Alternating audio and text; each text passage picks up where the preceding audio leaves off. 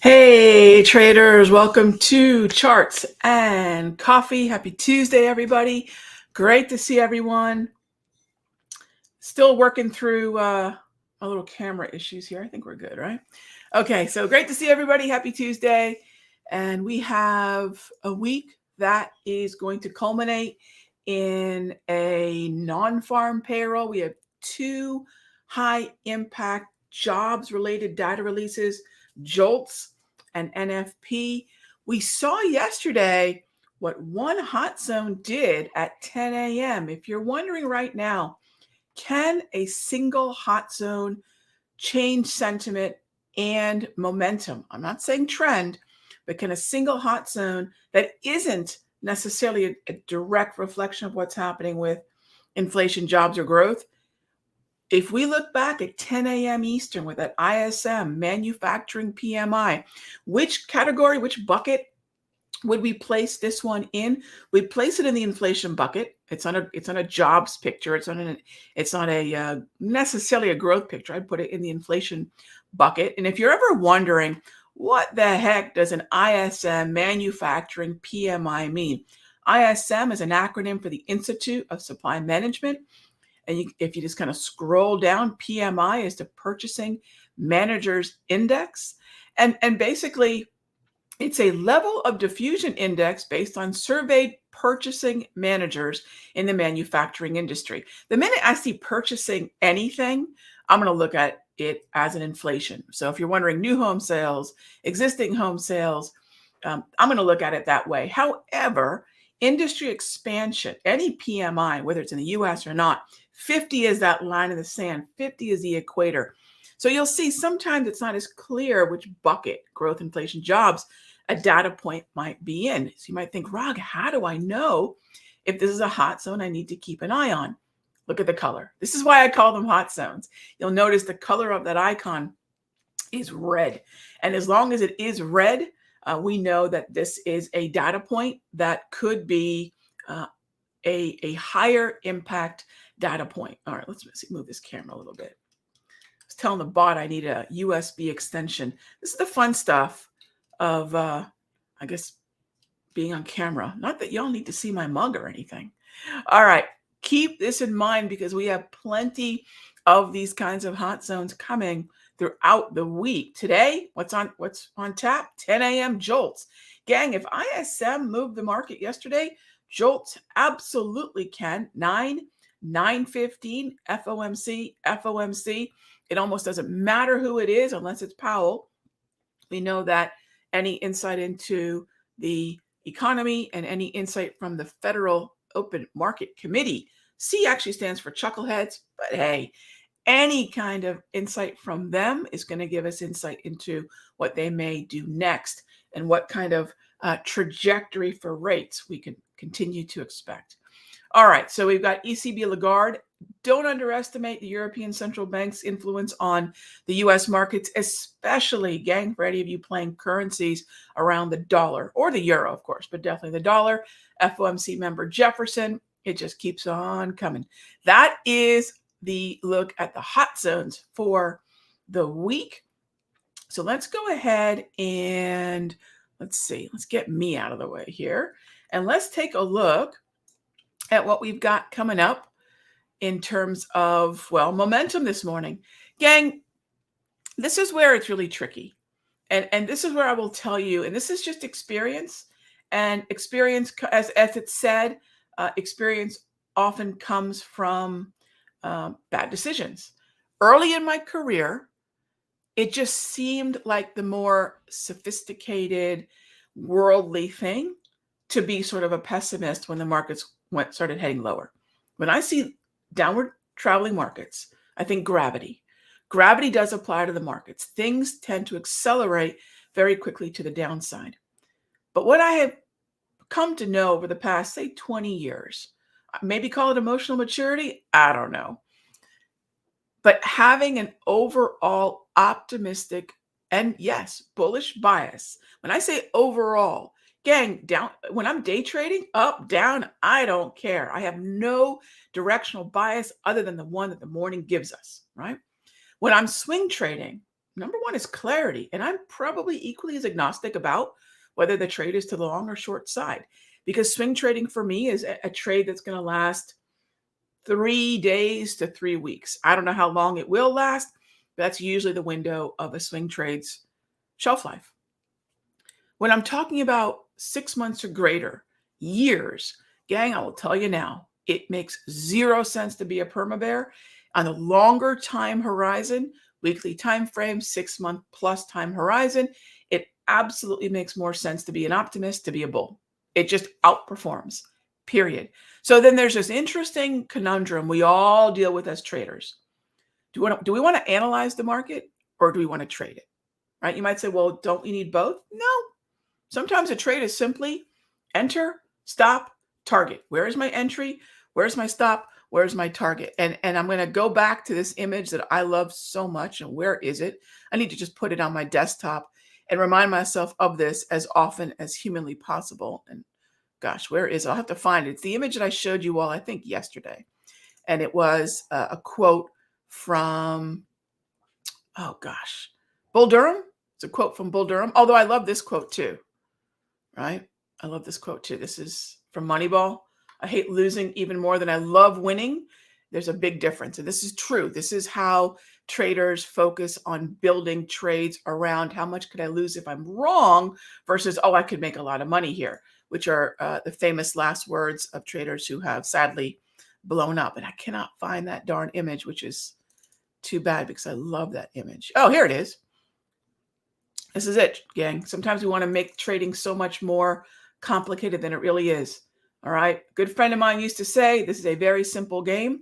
You throw the ball, you catch the ball, you hit the ball. Sometimes you win, sometimes you lose, sometimes it rains. Think about that for a while. By the way, what does the sometimes it rains apply to us? Well, I didn't trade options expiration. I don't trade options expiration. I didn't trade end of quarter. So there are certain times the game gets rained out, and we have to acknowledge that and not persist on playing. Anyway, having said that, let's get to your questions. I hope that, I say that stuff as much for me as I share it with you all, gang, because I need to remind myself of this stuff too.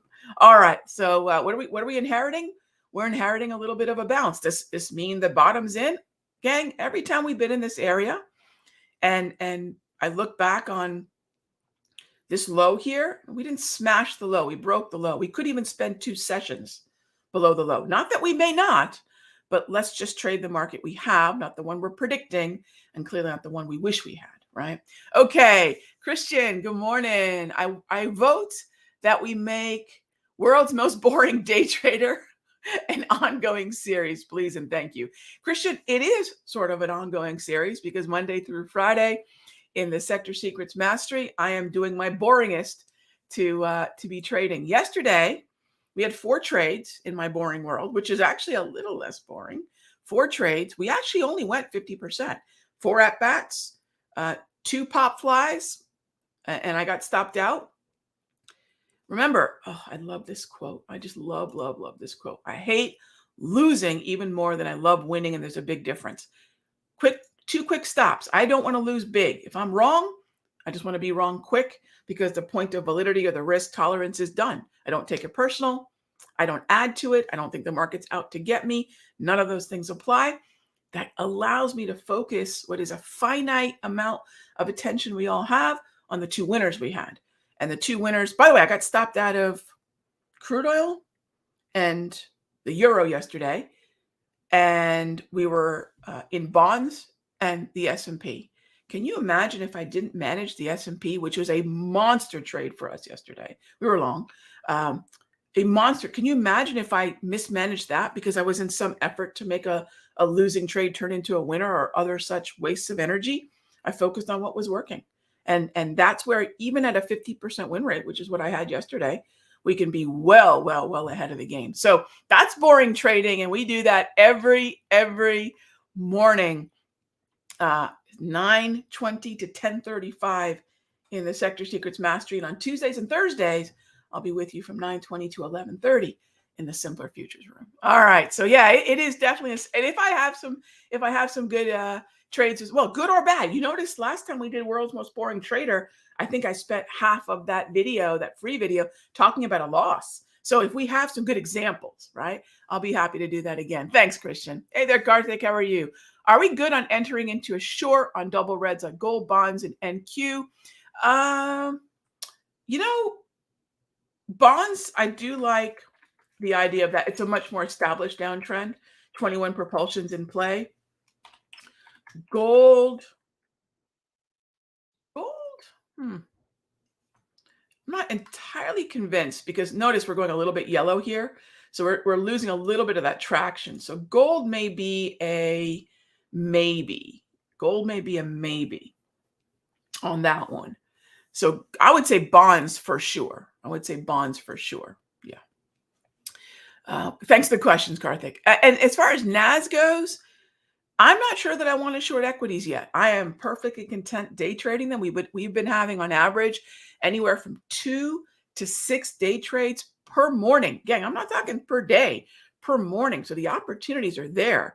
Our day trading since mid-June has definitely been the most productive and frankly profitable part of my book, more so than the swing trading, which straight up has been few and far between and barely a 50% win rate. We're still ahead, but barely. The day trading has been definitely where I want to spend my time and attention. All right, next up, how you doing, Raghee? Your thoughts on a retracement higher on December cotton? Oh, cotton, all right. So we're talking about a soft, and cotton can be a little bit illiquid from time to time. And since this is a downtrend, let's do this. Let me jump on over to our trending layout. Continuous cotton. And you know what I like? Let me grab my drawing tool here. Raghee, this is definitely what I like on this. There's a volume ledge right here. The wave is right in there. You've got a very interesting zone. We got to bounce actually a whole lot more to get there. Got a Darvis. If you would extend that Darvis forward, where would it be? I need a bigger bounce. And I would also say, Raghee, keep an eye. Cotton has inventories, as many of the commodities do. There are inventory numbers for cotton. Off the top of my head, I do not know the date, but I would definitely Google that. Make sure you know when the inventory timing is around that. But other than that, short the rip, I'm with you. Hey there, Martha. What percentage do I keep cash in my long-term portfolio aside from my 9 positions?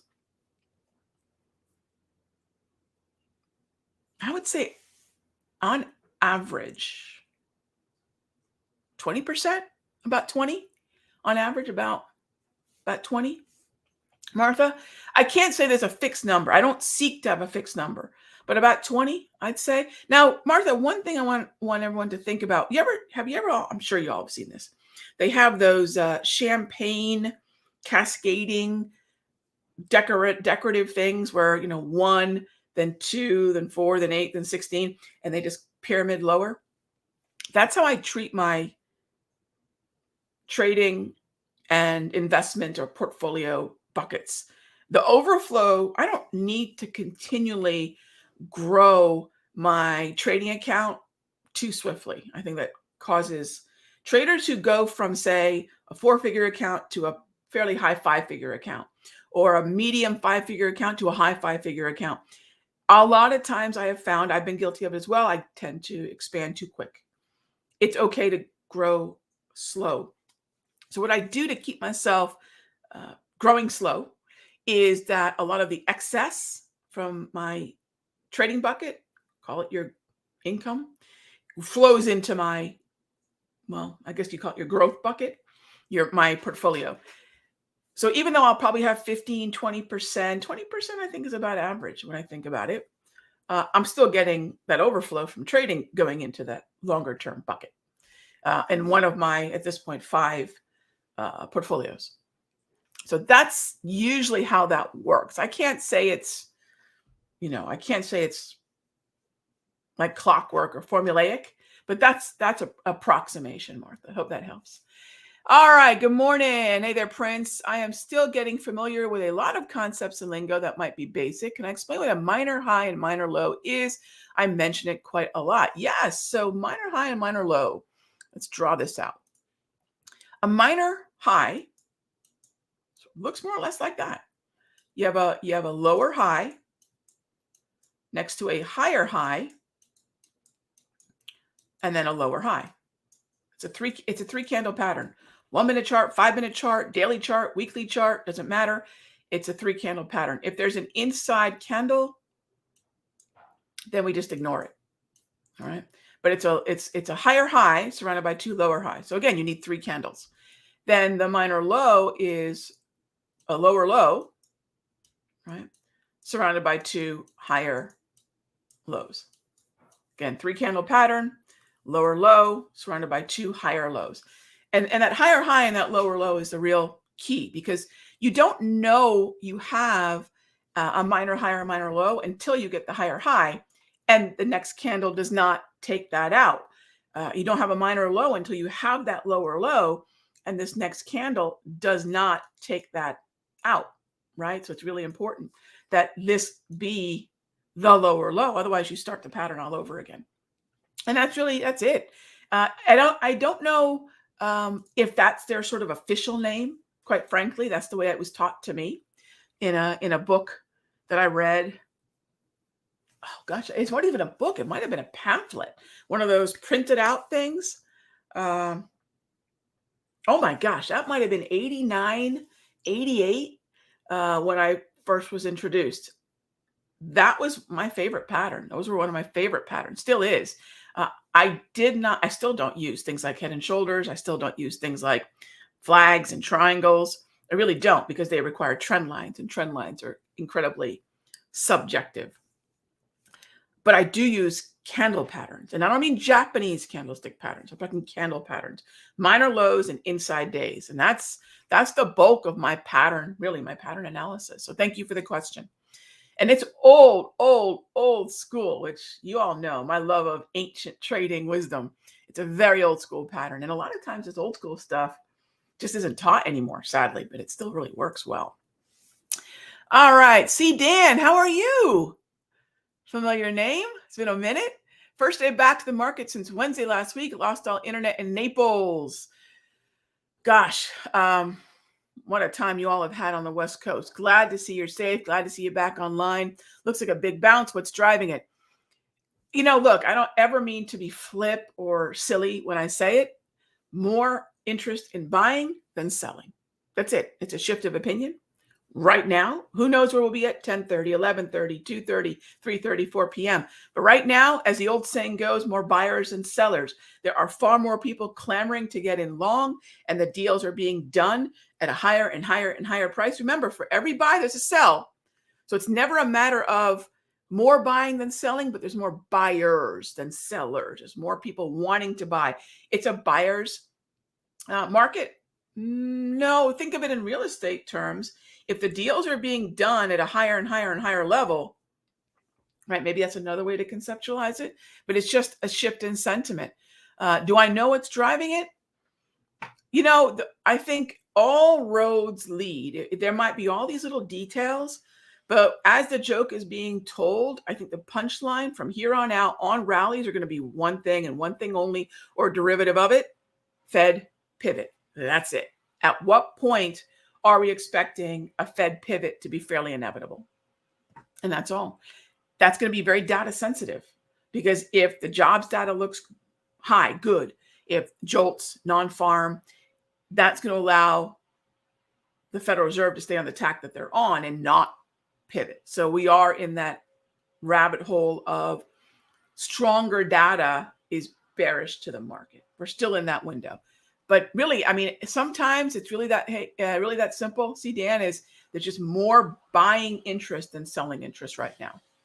And by the way, that also triggered in a big way with the ISM number yesterday. We weren't looking at as clearly a bullish market until that ISM number yesterday. So I hope that makes sense. Okay, next up, and then I'm going to wrap it up. My thoughts on shorting gold, Kevin, not sure yet. Not entirely sure yet. And does the minor high low take out the wick? So Dane, yeah, I saw this question roll by and I wanted to at least touch on it. If we put in a higher high, the minor high is no longer valid. That pattern is no longer valid. If we put in a lower low, that minor low is no longer valid. All right. And that is it. And that is it. All right, gang. As always, thank you so much for joining us here in Charts and Coffee. You know, I think the question a lot of folks are asking me is, Rag, are you bullish? And I don't think we have to be so binary as we're bullish or bearish. Sometimes we can be neutral. And my most of my activity is happening on a 5-minute time frame between 9:30 and 10:35. So think about how much I really, for lack of a better way of saying it, I have a blissful apathy. I don't care what happens after 11:30. I don't really care what happens barely after 10:30. And that kind of apathy is very freeing because I get to start every single morning with a fresh book, flat positions, fresh eyes, right? And then as we get more clarity, I can worry about whether we're going to bounce and whether this is the bottom or whether we're selling off. I don't know. I really don't know.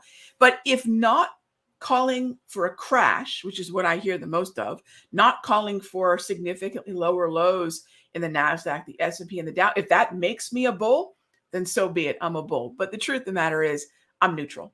I will trade what I see. And if what I see is happening most clearly in a 5-minute, that's where me and my money, my attention will be. All right, gang. As always, thanks for joining. Be good to each other. I'll see you tomorrow.